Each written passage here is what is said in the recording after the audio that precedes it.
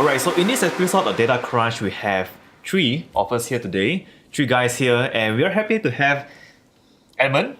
Edmund is a data scientist in AirAsia, and he's going to share a bit of his journey becoming a data scientist in AirAsia. Alright, so we're going to get started with the first ever question that I've prepared some here, and we're going to get the whole show started, okay? So, Edmund, tell us a little bit about yourself and the duties of a data scientist in a multinational company like that. So basically what I'm working on is generating different kind of dashboard reports, and then to help the business to go to make on better decisions, and then as well as building some of the APIs to help to serve the data to our mobile apps and also in our websites. So help me understand, for a multinational like that, how many data scientists are there in a company like that? Currently, we have more than 10 data scientists in this kind of multinational companies, and then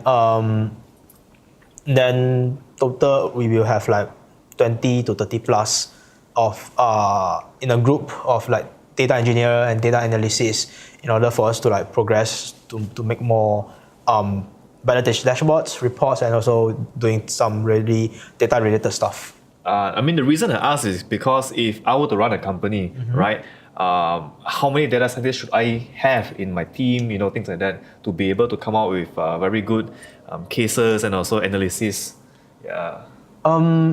Basically, I think one data scientist is really enough, but you really need some data engineer, just because before we start to move into data science, we still need people to prepare all the data for you, clean up all the data, and then only you need another one data analyst to help you to process like what's going on and more into let you understand about your business and operations. Then only data science kicks in to like helps you to do some of like segmentations, classifications, or predictions for your business, just to improve your revenue. Yeah. Right. So I also know that you have experience working in a startup and also an MNC. Yeah. Right. So as a data scientist, right, when it comes to two different types of business kind of sizes, what are the differences in between them, or anything you can share when it comes to doing data analysis in those things? I'm sure the data in startups will be different.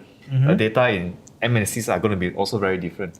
Yeah. So I will just talk about startup first. Because startup is very first, there are very less people or human resources to help you to do like data wrangling, kindling, and then analysis, and more into machine learning stuff. So more into you can learn from end to end from a very raw data, then you can do all the data processing and then machine learning up to in product implementations to your productions to life.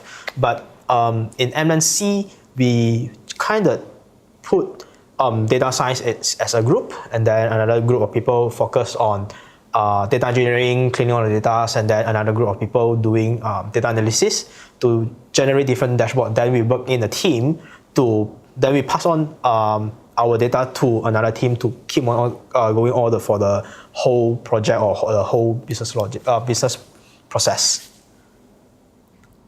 Okay, that sounds pretty interesting. Now, for someone who wants to go into a startup or to work as a data scientist, right? What is one of your biggest advice towards someone who's trying to break into data science? I would say try to pick up a programming language that he or she is familiar, and then start to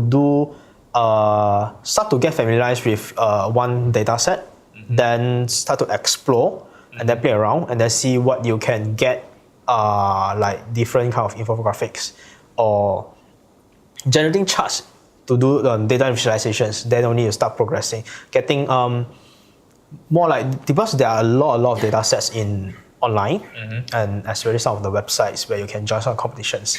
Okay. Yeah. So I would suggest that get your hands dirty, and then pick up programming language. Then you will know that where you want to go. What sort of programming language should I pick up? Like in your experience?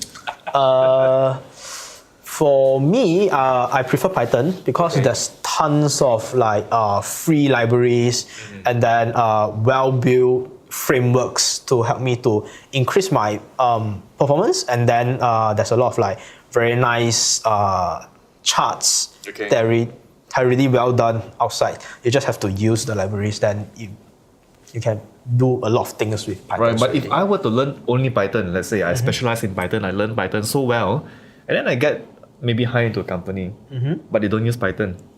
Okay. Right, the team that doesn't use Python. How fast would I be able to actually use a different software, or is there anything like that in your case, or your experience in working in a few companies?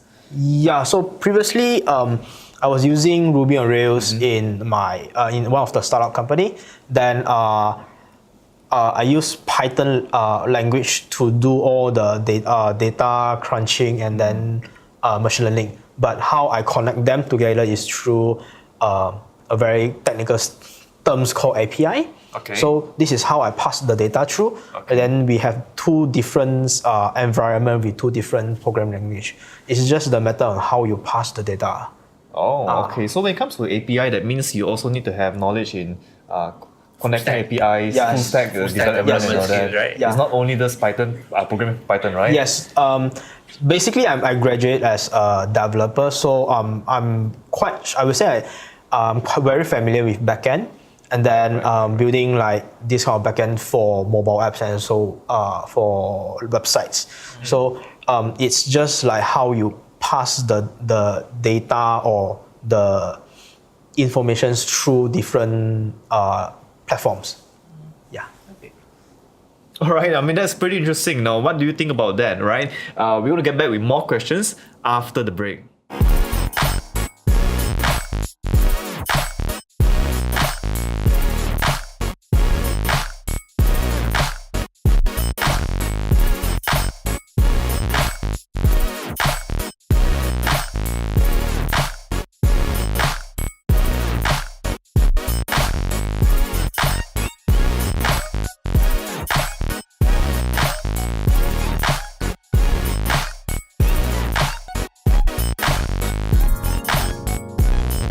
Okay, welcome back. Now, Dr. Lau, we talk about, Edmund, you shared a lot about your experience in MNCs and also startups. Yep. Now, Dr. Lau, can you tell us, a little bit of how both of you guys met and the journey coming up to this point, all right?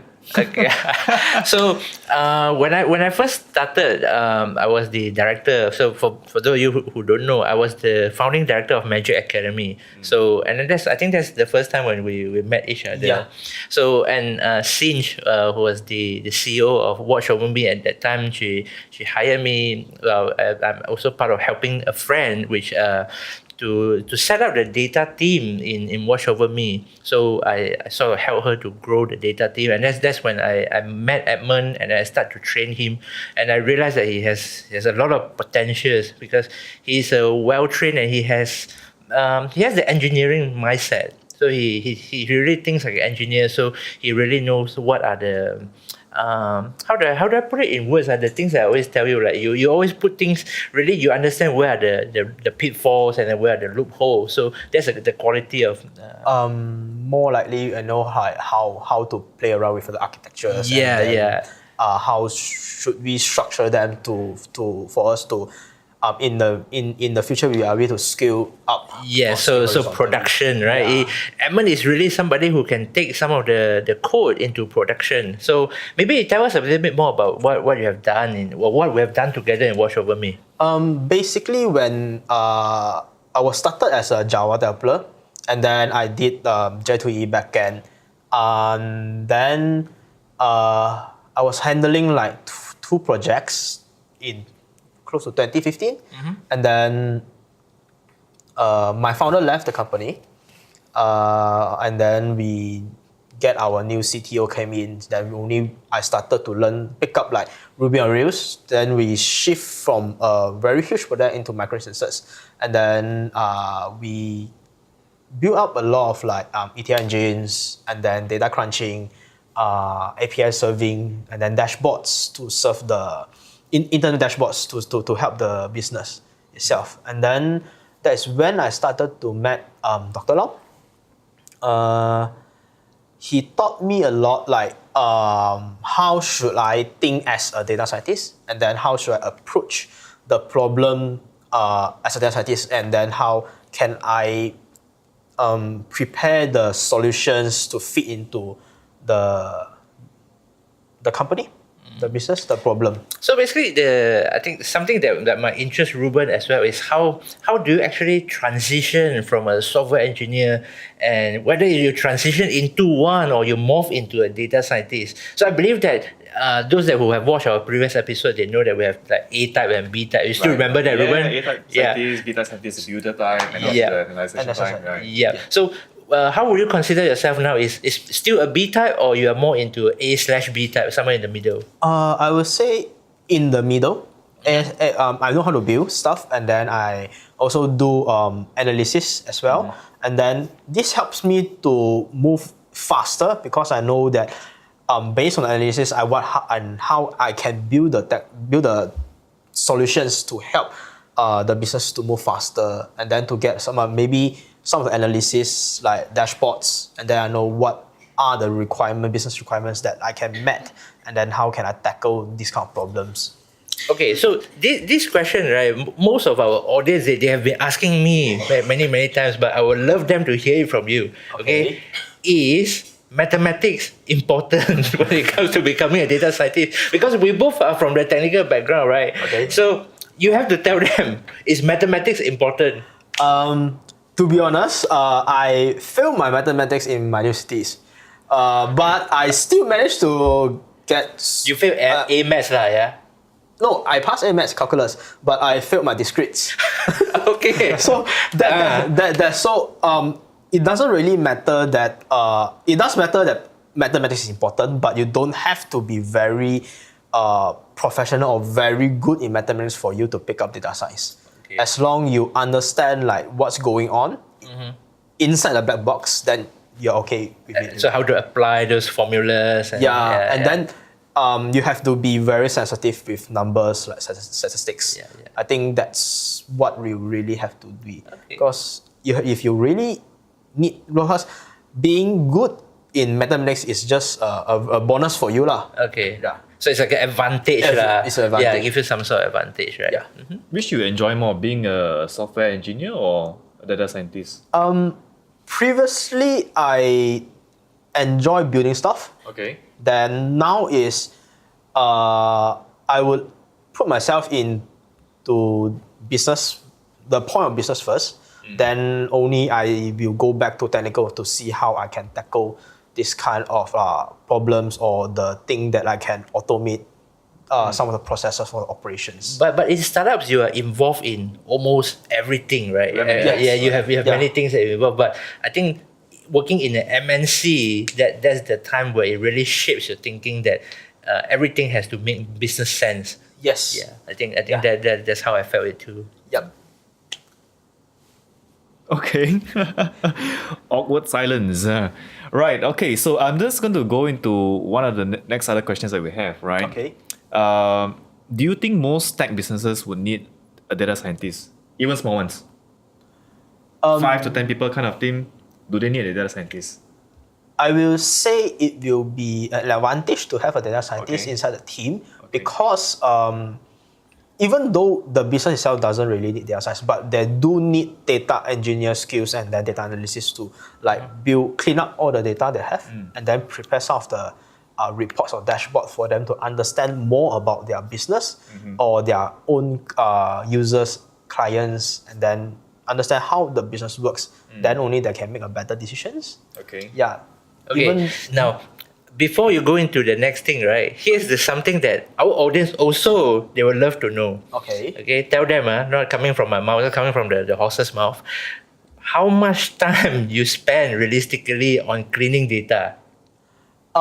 So for one project, I spend like close to 70-80% of my time doing data wrangling and then doing exploratory data analysis. But why is that so? Because many people, especially when I teach, right, they were surprised. They would think like, why do you need to spend so much time cleaning the data? Isn't that like, you get the data and then you spend some time cleaning it. The rest of the time should be spent on fun stuff like AI, machine learning. And then you tell them, you're spending time doing the boring tasks. That's a bit counterintuitive. It's because if the data itself is not clean enough, and then you can't get much signal from the data itself when you build a model for you to throw inside AI, machine learning algorithms. But because if you, before building up a model, first thing is you have to understand what is the problem first, and then you create a dashboard or reports to understand what is the flow, and then whether you have a clear pattern of the problems. Then that is when you know that you can start to play around with like those kind of algorithms. But because all algorithms is very like well built in Python libraries already, so you just try on different libraries and doing all those tunings. But most of the time is you have to spend your time clean up the data and then build the models and then keep trying. Garbage in, garbage out. Yeah, garbage in, garbage out. Yeah. Okay. So when it comes to being a data scientist, you've been one for a few years right now, right? Yes. What's the biggest challenge as a data scientist? I mean, we heard of all the good parts, but what's the biggest challenge other than having to clean a lot of data? What's the biggest challenge that you face as a data scientist? The biggest challenge is the user, he or she himself don't know what's the problem that he or want to solve for the business. You mean the data scientist? The business owner, the business owner or the itself. problem owner per se, right? Yeah, they don't understand like what are the problems they are facing, but everyone knows about big data. So they just want to move in a big data, and then they expect a data scientist to come up with a problem and the solutions. Yeah. Okay, so before we end this episode, right, I think I would like to ask you one more question. Is that more on the business side? Yeah. So you talk about. I talk a lot on interpretations, storytelling, so that we can convey the idea to the stakeholders. And you were involved in a lot of meetings, including presentation to your supervisors or even like CEOs level. Now, when the problem is not clearly defined, what can we do as a data scientist? We ask a lot of questions. Keep asking. Yes, so I'm going to ask you more questions, right? What sort of questions that you think that will help them or help the data scientists to understand the problem more? So basically, we will just try to understand like what is the problem that really bother them and what kind of data they want to see. So for example, they want to see about, because every business is about revenue. Yep. Then we want to get the data in, and then to see how is the revenue can be increased. And then why there's a spike in the revenue, or why is it there's a decrease in revenue, and then we have to put it back and then see what's happened behind that. Then after that, we have to keep asking questions, getting more requirements from them, and then understand their pain points. That only we can. Okay. So I hope that helped answer a lot of questions and also gave you some insights of being a data scientist in a startup or even MNC. Now, what other questions do you have for a data scientist like Edmund? And by the way, Edmund is also one of our mentors at Lead. He conducts classes of Python and also data science. And so let us know about your comments, your questions in the comment section below. Don't forget to subscribe to us on YouTube, like us on Facebook, visit us at thelead.io, and hope to see you next time again. All right. See you in the next episode. Thank you. Thanks. Bye.